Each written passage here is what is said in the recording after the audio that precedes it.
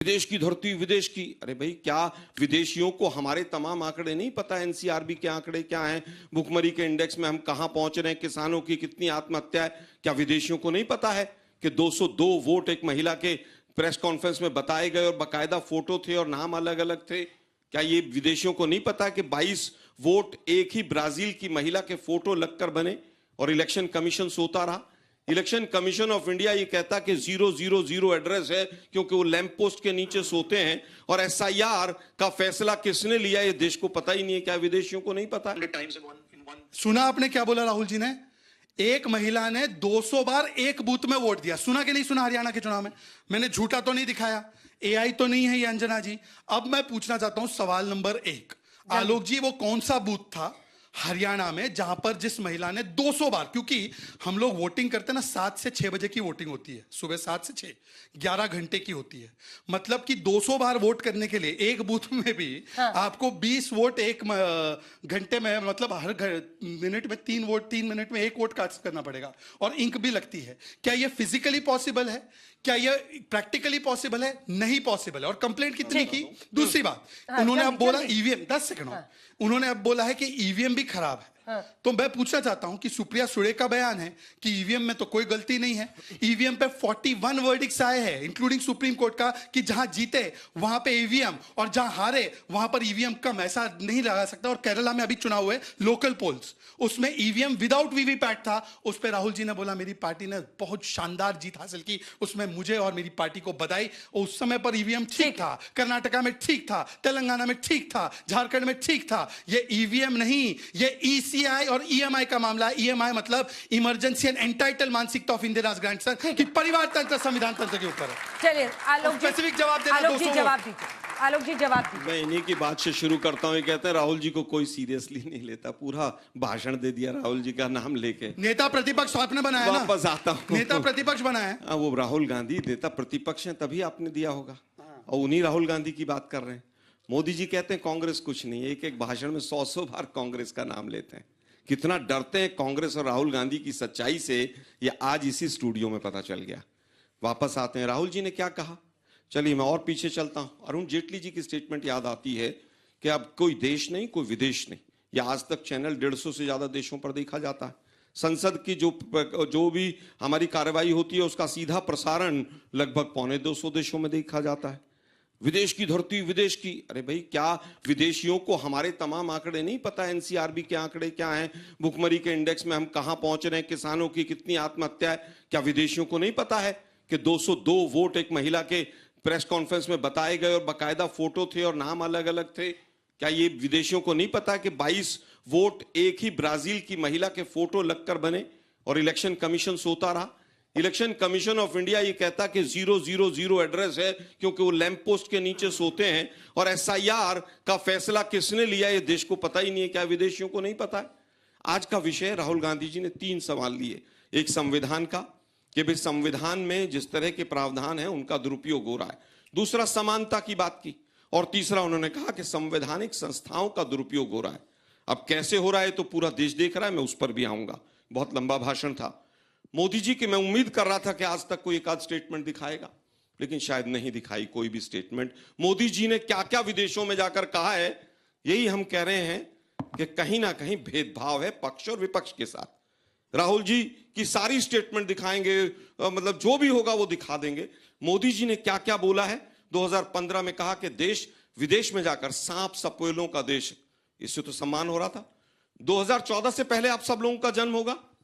मोदी जी ने क्या कहा कि जो 2014 से पहले भारत में जन्म लेता था उसको ये लगता था कि मैंने ओहो कौन से पाप किए थे मैंने। मैं उम्मीद करता था कि स्टेटमेंट दिखाई जाएगी, तब बीजेपी का कोई नहीं जागा। ब्रिक्स में जाकर कहा कि ब्रिक्स में आई जो है इंडिया, वो तो था ही नहीं पहले। कनाडा में कहते हैं स्कैम्स का देश था मेरा, देश के प्रधानमंत्री कह रहे हैं, तब तो बड़ा नाम हो रहा था देश का। यूरोप में क्या कहा कि 50 साल के कूड़े करकट को मैं पहले हटा रहा हूं। कोपेंगन में कहा most backward nation in IT in the world. Oman में कहा स्टाइल ऑफ मिस गवर्नेंस, और स्कैम्स की लिस्ट बहुत लंबी थी मेरे देश में।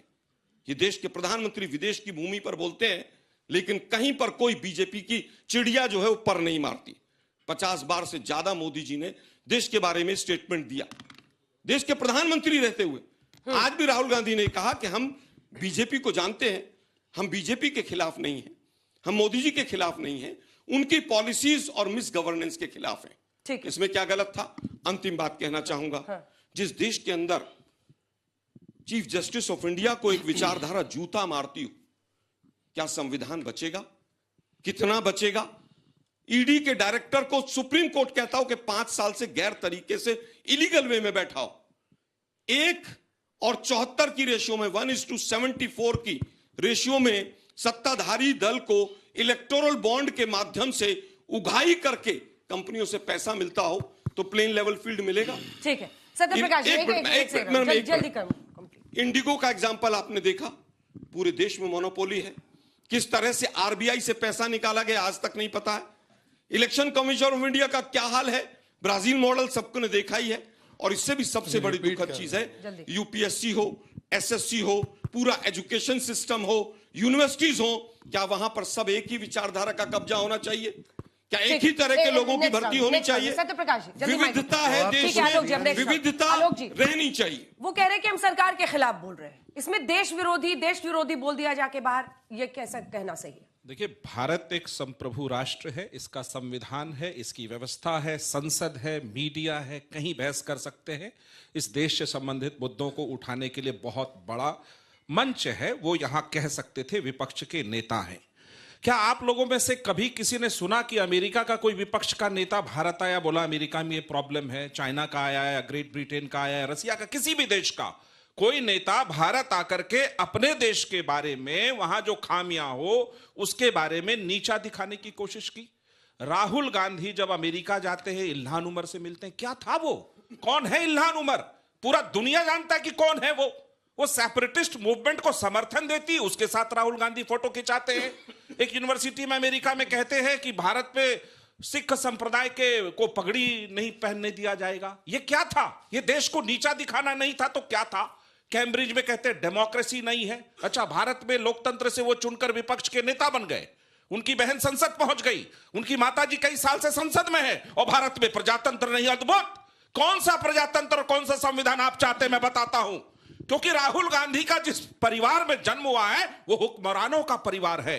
हुक्मरान आधी रात को सोचता था बिहार की सरकार बर्खास्त कर दो।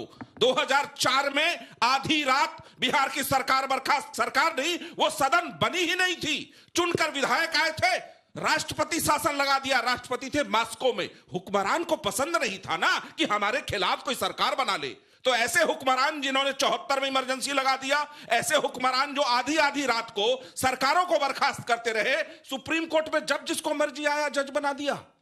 आपको केस याद होगा एडीएम जबलपुर का, और वो क्या नाम है उनका, बुरुल इस्लाम, जो कभी चुनाव लड़े, फिर जज बन गए, फिर चुनाव लड़े। ऐसे तो फेहरिस्त आपकी लंबी थी। तो राहुल गांधी जी का परिवार हुक्मरानों का परिवार है। उनको जो संविधान समझ में आता है वो संविधान नहीं चल रहा। संविधान अब चल रहा है लोकतांत्रिक, संविधान अपने मूल्यों पर खड़ा है। तो राहुल गांधी जी को नकार दिया 3 बार देश ने, 3 चुनाव हार गए वो। तो उस एटीट्यूड में, फ्रस्ट्रेशन में वो विदेशों की धरती पर जाकर के अपने हार का राग बताते हैं, जिसमें भारत माता का मस्तक नीचा होता है। क्या लाज नहीं आती आपको राहुल गांधी जी कि विपक्ष का नेता और भारत का मस्तक विदेशों की धरती पर नीचा दिखा रहे हैं? ये कैसा लोकतंत्र आप चाहते हैं? नेक्स्ट राउंड अनुराग। देखिए अनुराग जी, आज सवाल ये है कि आपकी पार्टी का कुछ समझ नहीं आ रहा है। यूपी में चुनाव है, इसलिए हाथ समेटने के लिए खुलकर आप लोग राहुल जी का साथ नहीं दे रहे हैं। आप ही के राजीव राय जी की हम लोग बाइट सुना रहे थे, वो कह रहे हैं कि विदेशी धरती में किसी को नहीं बोलना चाहिए। मतलब क्या वो मान रहे हैं कि राहुल गांधी विदेशी धरती पर भारत के खिलाफ बोल रहे थे? मैं कई बार सोचता हूं, अगर इंडिया गठबंधन नहीं होता और नेता अगर कुछ बोलते नहीं तो भारतीय जनता पार्टी की तो राजनीति बंद हो जाती। अभी जितनी देर से बीजेपी के प्रवक्ता बोले इंडिया गठबंधन के नेता ने देखो ये बोला, इंडिया गठबंधन के नेता ने ये बोला।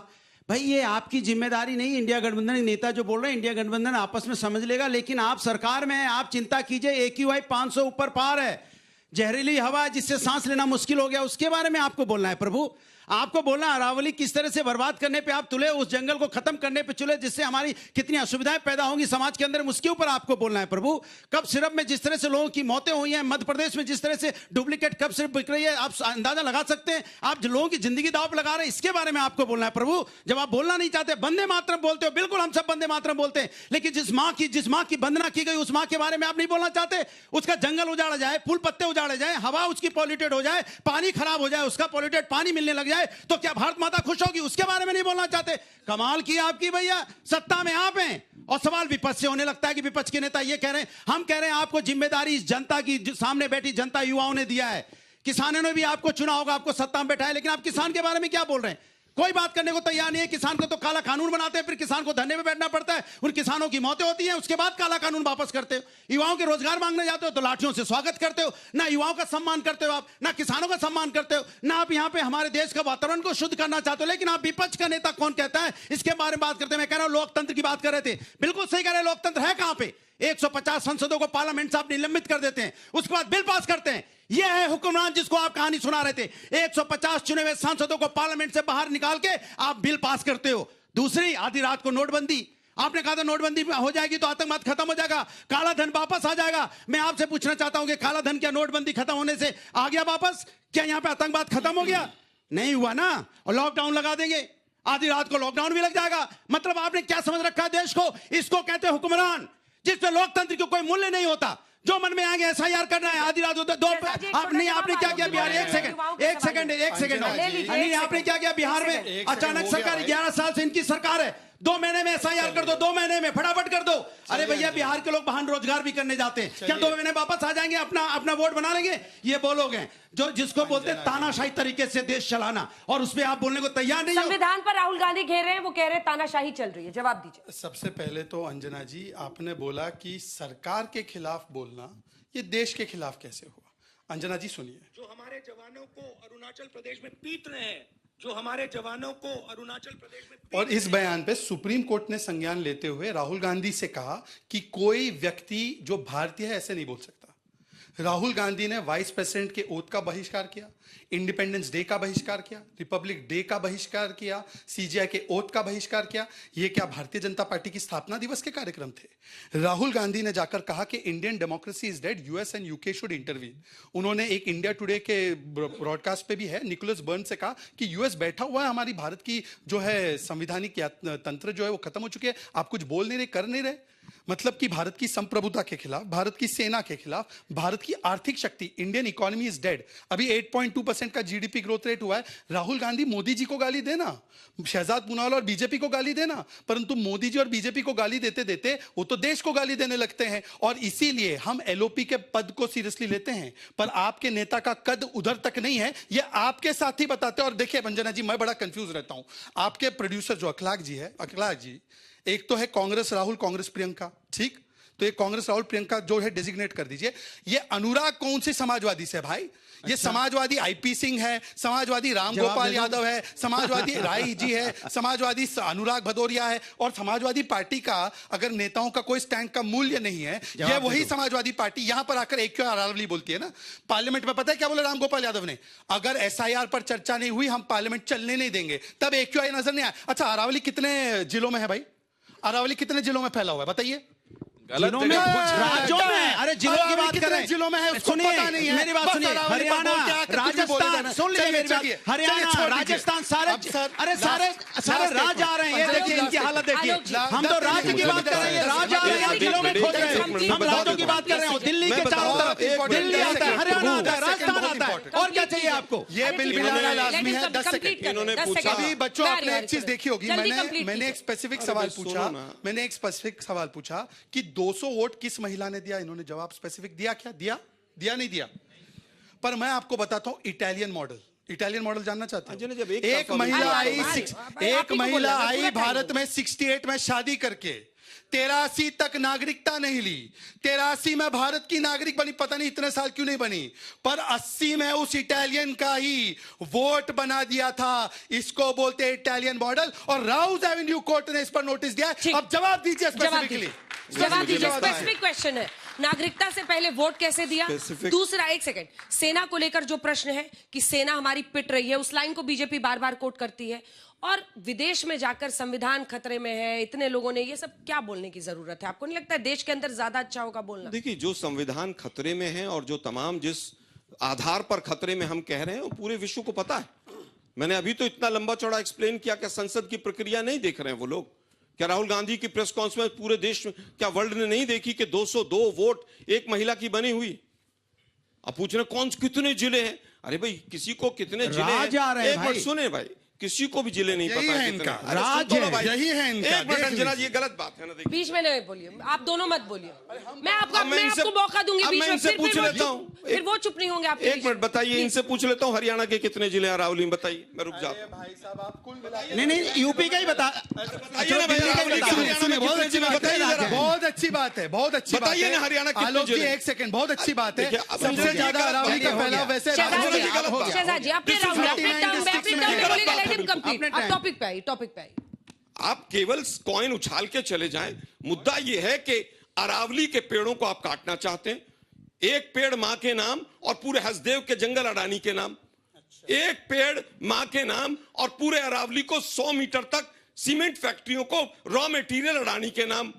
मुद्दा यह है, इस पर बात नहीं करना चाहते हैं। कितने जिले हैं? मैं 4 सवाल पूछता हूं अरावली पे, अगर एक का भी जवाब दे दे तो जियोमॉर्फोलॉजी पे पूछ लेता हूं, उसकी ज्योग्राफी पे पूछ लेता हूं, कैसे रेजिडुअल माउंटेन से उस पे पूछ लेता हूं। ये जीके टेस्ट नहीं हो रहा है। मुद्दा यह है कि आपकी पॉलिसी क्या है। मुद्दा यह है कि किन किन राज्यों में अगर अरावली हटता है तो वहां पर किस तरह से डेजर्टिफिकेशन होगा। मुद्दा यह है कि आप किसके लिए कर रहे हो। और उसमें आपने रियल एस्टेट को परमिशन दे दी। आप सोच सकते हैं, खनन माफिया काम करेगा और गुजरात से आकर रियल एस्टेट के माफिया काम करेंगे। मुद्दा यह है, कितने जिले हैं? मैं 4 सवाल पूछूंगा, अभी सब पता चल चलिए, जाएगा। ठीक है। वापस आता हूं, एक मिनट मैम, एक मिनट, अच्छा, एक मिनट, सेना वाला रह गया। बार बार कहते हैं कि साहब सेना के लिए, सेना के लिए। अरे ट्रंप के सामने सरेंडर करवा दिया, एक शब्द ट्रंप का मुंह पे नहीं बोल पाए। उनके पाकिस्तान के ड्रोन चंडीगढ़ तक आ गए। हमने तो पाकिस्तान के 2 टुकड़े किए थे। 20 शहादत हुई हमारी। आज तक बीजेपी वाले ये नहीं बता पाए कि वो शहादत चाइना के पार्ट में हुई थी, हिंदुस्तान के पार्ट में हुई थी, बफर जोन में हुई थी। पुलवामा का आरडीएक्स कहां से आया? वो गाड़ी किसकी थी? एक सवाल का जवाब नहीं। ठीक है, नहीं, दूसरों को दो-तीन केवल सवाल। घेरने से काम नहीं चलता। राहुल गांधी जी हमेशा विदेश में जाके भारत के पॉलिटिकल और बाकी इंस्टीट्यूशंस के ऊपर सवाल उठाते हैं, जैसे सीबीआई हो गया, ईडी हो गया, इवन इलेक्शन कमीशन। तो मैं एक हमेशा केस साइड करता हूँ, Rajnarayan versus union of India, जिसमें राजनारायण जी को अपना पॉलिटिकल जो इलेक्शन का नतीजा था वो पसंद नहीं आया, तो उन्होंने केस किया, प्रॉपर इलेक्शन पिटीशन फाइल किया, सबूत दिए और उनके पक्ष में फैसला भी आया, इंदिरा गांधी जी के अगेंस्ट में फैसला आया। तो इनके पास अगर सबूत है तो ये क्यों नहीं कोर्ट में जाते? मैं उत्तर देता हूं। ठीक है, एक साथ जवाब दीजिएगा, एक साथ। मेरा माइक मैंने पकड़ा। मेरा सवाल कांग्रेस के प्रवक्ता से है। राहुल गांधी जी की जो अभी जर्मनी की विजिट थी, वहाँ पे उन्होंने कॉर्नेलिया वॉल नाम की मैम से हर्टी स्कूल के अंदर उन्होंने मुलाकात करी। और वो मैम वो है जो जॉर्ज सोरोस फंडेड नेटवर्क्स जो है उसके सेंटर फॉर यूरोपियन पॉलिसी की ट्रस्टी है। और मैं आपको ये बताना चाहूँगा, जो ये source backed academic policies and circles है, ये वही है जो इंडिया के अंदर external influence and narrative building करती है। तो कहीं ना कहीं ये डेमोक्रेटिक के लिए कंसर्न नहीं है या एक एलान उमर से लेकर इंस महिला तक। छोटा-छोटा सवाल पूछिए। मेरा सवाल बीजेपी के प्रवक्ता से है कि यदि राहुल गांधी का विदेश में जाके सरकार के खिलाफ या उनकी नीतियों की आलोचना करना अगर देश का अपमान है, तो फिर उन बीजेपी के प्रवक्ताओं का जाकर विदेश में गांधी परिवार के बारे में, नेहरू जी के खिलाफ में या कांग्रेस पार्टी के बोले में देश का अपमान नहीं है? मेरा क्वेश्चन दोनों पार्टी के प्रवक्ता से रहेगा पॉल्यूशन के मुद्दे पे कि बीजेपी जो पावर में है इतने सालों से, वो क्या एक्शंस ले रही है पॉल्यूशन को कंट्रोल करने के लिए, और जो कांग्रेस या कोई सी दूसरी पार्टी जो भी पावर में आती है, तो उनका प्लान ऑफ एक्शन क्या होगा? बहुत बढ़िया। मेरा सवाल आउट ऑफ सिलेबस है इनका। मेरा सवाल ऑपोजिशन से है कि ऑपोजिशन हमेशा वादे और दावे हमेशा करती है, बट वादे और दावे को पूरा करने के लिए क्या कर रही है, क्या स्ट्रैटेजी है उनकी, और वो कैसे जीतेंगे वो पहले बताएं। ठीक है, स्ट्रैटेजी अपना बताएं अगर चुनाव जीतना है। जल्दी है। मेरा सवाल कांग्रेस के प्रवक्ता से है कि इस देश में राहुल गांधी जी ऑपोजिशन इसलिए ऑपोजिशन में है क्योंकि वह हमेशा है ना, ये leader of opposition part time politics कर रहे हैं। बिहार में इलेक्शन खत्म होता है, तेजस्वी यादव गायब हो जाते हैं, राहुल गांधी है ना चले जाते हैं विदेश में, तो वो सिर्फ तुष्टीकरण की राजनीति कर रहे हैं। सवाल खुद लिखे थे, कोई लिख के भेजा है? अभी तुरंत लिखा हूँ इनके बातों को मैं सुन के। उत्तर देता हूं अंजना जी। पहले काफी कि बोले सवाल एक दो इकट्ठे सवाल हुए। यहाँ पर आगे के जल्दी से एक सवाल। अभी कुछ समय पहले ही ऑपरेशन सिंदूर के समय ऑल पार्टीज डेलीगेशन भेजे गए थे जिसमें भारत का पक्ष सारे देशों में रखा था। उसके बावजूद भी राहुल गांधी जाके अपने ईवीएम पर सवाल उठा रहे हैं। अगर उन्हें ईवीएम पर इतना ही भरोसा नहीं है तो वो ये क्यों नहीं कहते कि मैं चुनावों से बॉयकआउट करूंगा, और अगर वो जीत भी जाते तो वो जीतने के बाद अपनी सीट को क्यों नहीं छोड़ देते कि मैं चुनाव लड़ा लोकतंत्र में आने के लिए, लेकिन मुझे इस प्रक्रिया पर विश्वास नहीं है इसलिए मैं ये त्याग पत्र दे रहा हूँ। आलोक जी से सबसे ज्यादा सवाल है, लेकिन एक सवाल मैं आप लोगों से पूछना चाहती हूँ क्योंकि बिहार के कितने लोग हैं, हाथ उठाइए। अभी अभी वहां पर चुनाव हुआ था, आप में से कितने लोग हैं जिनको कोई शिकायत मिली कि किसी का वोट काटा गया या परिवार में किसी को मिला, या जितने लोग हैं बिहार छोड़िए बाकी राज्यों में कितने लोगों को शिकायत मिली? एक भी नहीं। आपके सामने किसी के सामने कोई केस नहीं आया है। अब हम लोग बोल रहे हैं। मैं उत्तर देता हूं अंजना जी। अभी भारत का जो है फॉरेन में जो है अपमान होने की बात हो रही थी, तो सबसे बड़ी अपमान की बात तब होती है जब यूके, कनाडा और ये सिंगापुर जैसे देश जो हैं अपना एडवाइजरी निकालते हैं कि India is on high health risk. High health risk में जब इंडिया को डालते हैं। अंजना जी, मैं चलिए शुरू यहीं से करता शुरू हूं। करें। आलोक जी आप शुरू कीजिए, फिर शहजाद जी आप। देखिए, हेल्थ वेल्थ से इनको कोई लेना देना नहीं है। हिंदू मुसलमान करते रहो, ना फॉरेन पॉलिसी से इनको कुछ लेना देना है। बांग्लादेश में टर्की, चाइना, पाकिस्तान तीनों ने मिलकर वहां का सत्ता पलट कर दिया। ये यहाँ बैठकर धरने प्रदर्शन करते रह गए। नेपाल में चाइना ने पूरा कब्जा कर लिया, वहां पर लोकतंत्र के ऊपर, तमाम चीजों के ऊपर ये हिंदू मुसलमान पे भाषण देते रह गए, ताली पिटवाते रह गए। पूरे देश के चारों तरफ की विदेश नीति का बट्टा बैठा दिया। अब वापस आता हूं, इन्होंने कहा साहब ईवीएम गलत है। 5 ईवीएम सुप्रीम कोर्ट गई थी अभी कुछ दिन पहले, हरियाणा की एक पंचायत की, 4 साल लगे उसको जाते जाते, और वही नतीजा बदल गया। चारों ईवीएम टेम्पर्ड थी। पता है आप लोगों को इस बात का? तो अगर 5 ईवीएम जाती हैं और सुप्रीम कोर्ट तक जाती हैं और टेम्परिंग पाई जाती है तो उसके बाद क्या होता होगा इस देश में, वो आप सोच लीजिए। मोदी जी बार बार जो इतने मैंने स्टेटमेंट दिए उससे कितना अपमान हुआ, हमने कभी विषय नहीं बनाया।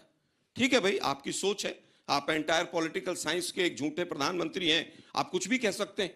राहुल गांधी को यह भी ऐड करना चाहिए था कि देश में एक ऐसा प्रधानमंत्री है जो अपनी डिग्रियां भी नहीं दिखा सकता है, पीएम केयर फंड का भी हिसाब नहीं दे सकता है, नोटबंदी में क्या आया वो भी नहीं पता होगा, जो इतने बड़े बड़े भाषण देकर झूठ के बाद आधार पर सरकार बनाई। हाँ। जॉर्ज सोरोस, ये सोरोस, अरे। अरे भाई जॉर्ज सोरोस के फंड से तो विदेश मंत्री के बच्चे भी पढ़े। अब हम कहें कि विदेश मंत्री क्या देशद्रोही हैं? हम नहीं कहेंगे। देश के ऊपर 5 गुना कर्जा हो गया और कोई संस्थान खड़े नहीं हुए। जब 50 लाख से भी, करोड़ से भी कम का हमने कर्जा लिया तो देश के अंदर तमाम इंस्टीट्यूशन डेवलप हुए।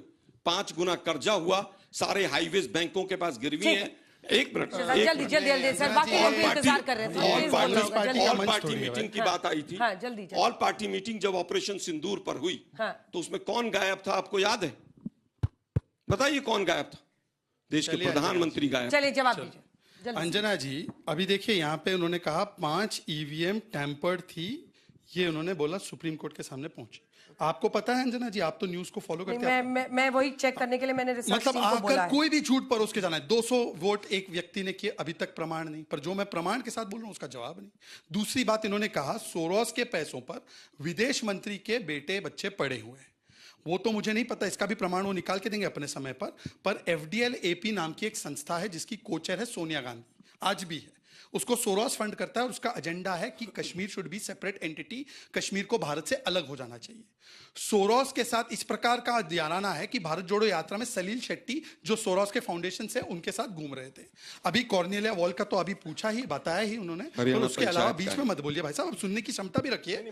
सुनने की क्षमता तो ठीक है, बताते रहिए उनको, पर सुनने की क्षमता भी रखिए। सोरोस का तो इतना कनेक्शन है कि किस प्रकार से सुनीता विश्वनाथ और IAMC, इंडियन अमेरिकन मुस्लिम काउंसिल, जो भारत के खिलाफ पाकिस्तानी पोजीशन को एम्प्लीफाई करता है, उनके साथ जाकर बैठते हैं। और अभी उन्होंने बांग्लादेश की बात की, बांग्लादेश का एक जो मेन पत्रकार है जो व्हाइट हाउस कवर करता है, जो भारत के खिलाफ ही बोलता है, उसके साथ भी मिलकर जाकर बैठने का काम अगर कोई करता है तो राहुल गांधी करते हैं। इसका नाम है मुशफिकुल अंसारी, जो भारत के खिलाफ हर रोज जहर उगलता है। परंतु इन्होंने बोला ट्रंप के सामने सरेंडर कर दिया। चलिए, इनको भारत के विदेश मंत्री पर, भारत के डिफेंस मिनिस्टर पर, भारत के DGMO पर भरोसा नहीं। अरे भाई, थोड़ा सा तो दिमाग चलाइए। ट्रंप के सामने सरेंडर किया होता तो 50% टैरिफ थोड़ी लगता। ये 100% प्रूफ है कि भारत कभी झुका नहीं है। जो तेल खरीदने से नहीं रोक पाया वो सिंदूर रोकेगा। और आखिरी बात, सलमान खुर्शीद और शशि थरूर ने बोला कि भारत ने सरेंडर नहीं किया, पर मैं आपको बताता हूं सरेंडर क्या होता है। अंजना जी ने शो किया था, मुझे 6 बजे बुलाया था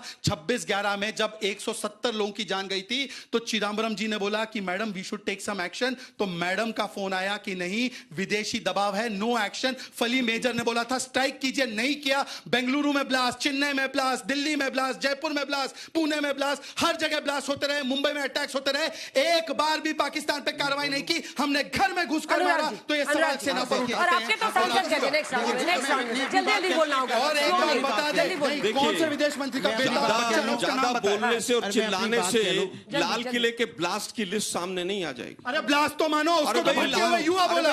इमरान मसूद ने बोला भटके हुए युवा। भाई सुनो ना, अब देखिए मैं आपके बीच में नहीं बोला, तो जल्दी मैं केवल ये बोलना कहना होगा, चाहता आलोक हूँ जी। जिस समय पर ऑपरेशन सिंदूर हुआ उसके बाद ये था कि कोई भी टेररिस्ट एक्टिविटी होगी वो एक्ट ऑफ वॉर मानी जाएगी, लेकिन लाल किले के ऊपर चुपचाप मुंह पर टेप लगा के पूरी सरकार। देखिए सबसे पहली बात है जिन्होंने आपके बोला भी सांसद गए थे विश्व को बताने की हमने मैं बता रहा हूं ना, तो उसी पे बात कर रहा हूं। ये कह रहे थे कि सेना पे सवाल उठाते हैं। कर्नल सूफिया कुरैशी देश के लिए जाबाज सैनिक अधिकारी, किसने बोला था? व्योमिका सिंह के बारे में बोल दो। किसने बोला था? व्योमिका सिंह और रामगोपाल यादव का बयान भी बता दो। लगे, दर्द होने लगा। अरे दर्द आपको नहीं होता क्या? सेना के विरोध में दर्द नहीं होता आपको? ये बिलबलाना बोलते हैं, जब दर्द खत्म हो जाते हैं तो दूसरे के बीच में बिलबलाने लगते हैं लोग। आप बिलबला रहे हो। माने आप सूफिया कुरैशी जो देश की इतनी बहादुर सैनिक अधिकारी को आप आतंकवादी की बहन बता रहे थे, तब सैनिक का अपमान नहीं हो रहा था। और हमारी 26 बहनों जिनका सिंदूर उजड़ा था, आपका एक सांसद जाखड़ा कह रहा था उनमें वीरांगना का भाव नहीं था, तब अपमान नहीं हो रहा था। और कहते हैं ना, अरावली की बात करते हैं ना, अब वहां पे पहाड़ नहीं फायदे खड़े हैं। अच्छा, फायदे खड़े हैं, पहाड़ नहीं खड़े हैं। उस पे बोलने में जीभ कप रही है, हलक तक आवाज नहीं आ रही है। सिर्फ 2 लाइन का जवाब बोल नहीं पा रहे हैं। कितने जिले बताओ, कितने जिले बताओ, कितने जिले में, कितने जिले बताओ। अरे बर्बाद कर दिया पूरा, जिले पूछने आए हो। शर्म नाम की कोई चीज बची है कि नहीं बची है? समाज की बात करते हो। बहुत अच्छी बात है। शहजाद जी, सोफिया कुरैशी जी पर जो बयान दिया गया, मैंने उसका खंडन किया। रामगोपाल यादव खंडन ने नहीं होता है। भूमिका सिंह के ऊपर बयान दिया, उसका खंडन कीजिए। अभी कैसे बिल बिलाने लगे, देखा कैसे तुरंत बिल बिलाने लगे। ये होता है बिल बिलाना। क्या बात कर अंजना जी उनको भी रोकना पड़ेगा, अंजना जी उनको भी रोकना पड़ेगा। तो मैंने क्या बोला, मैंने बोला कि जिन्होंने भी बयान दिया गलत दिया। अब मैं पूछा था नहीं, लेकिन आपकी सरकार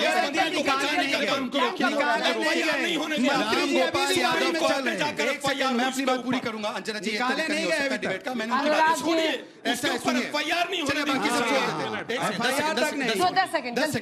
बाकी सब छोड़ देते हैं। पृथ्वीराज चौहान ने बोला सेना की आवश्यकता नहीं है, सिंदूर आधे घंटे में हार गए और सेना की आवश्यकता नहीं। क्या स्टैंड है आपका भाई साहब?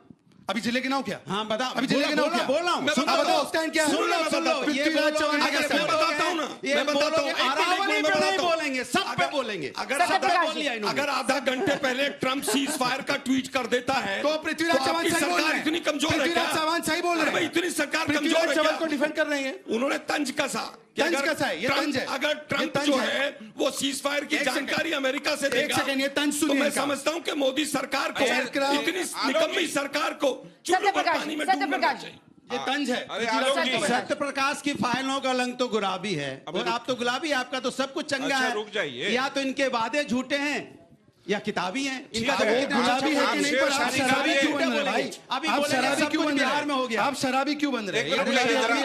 मुझे जवाब देने आप शराबी मुझे जवाब आप लोग की अच्छा ज्यादा खोले हैं उत्तर प्रदेश में, तो शराब ज्यादा याद आती है। 1 मिनट रुक जाइए। यहां जो बैठे स्टूडेंट्स हैं ये जानते हैं कि आखिरी बार जब इस देश में किसी ने सेना को गुंडा कहा था, क्या समाजवादी पार्टी के मुखिया अखिलेश यादव का उसके खिलाफ कोई बयान आया था? मैं कर्नल सोफिया पे की गई जो भी बेहद शर्मनाक टिप्पणी है उसके खिलाफ आज भी बोलता हूं, पहले भी बोलता रहा था। क्या राहुल गांधी अनाप शनाप जो विदेशों की धरती में बोलते रहे संविधान के खिलाफ, देश के लोकतंत्र के खिलाफ, क्या अखिलेश जी का कोई बयान आज तक दिखा है? नहीं। अच्छा, क्यों? क्या किया? क्योंकि रुक जाइए, क्योंकि आप दोनों पाप में एक साथ डूबे हैं, पाप में एक साथ साथी हैं। उजड़ गया था। एक सवाल और है, कह रहे थे इनके नेता बीजेपी के कि वीरांगना का भाव नहीं था। बोल नहीं रहा था, बोल रहा हूँ। रामगोपाल जी का याद है क्या बोला था? उन्होंने कोई गलत नहीं बोला था, मैं चैलेंज से कह रहा हूँ, नहीं कोई गलत बोला था। अरे यार रुक जाइए, एक छोटा सा सवाल है। ऐसा वर्ड बोला था, टीवी पे नहीं चला पाए। आलोक जी कहते हैं कि सीज फायर का ट्वीट ये जो भी वो ट्रंप जी ने किया था।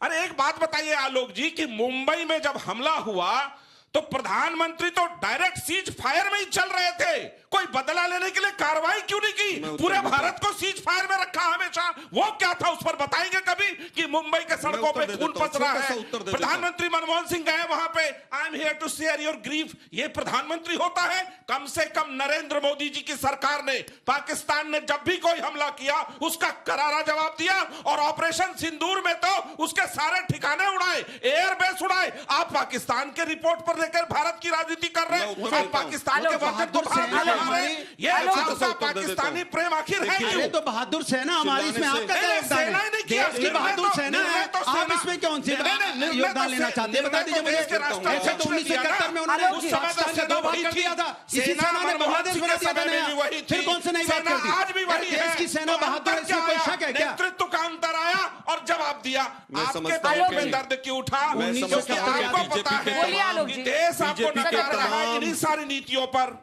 चिल्लाने से, 1971 याद है? चिल्लाने से, सुनिए, सच बोलते हैं ना तो आवाज तेज निकलती है, अच्छा। झूठों की तरह मिमियाते नहीं रहते विदेशों की धरती पर। इस बात को समझ लीजिए। कांग्रेस का एक काम क्या आजकल पूरा डिपार्टमेंट है, 100 झूठ फैला दो, 100 झूठ फैला दो, झूठ के साबित होते नहीं, आप उसका पकड़ने माइक रखिए, माइक रखिए, माइक रखिए सर। अब 19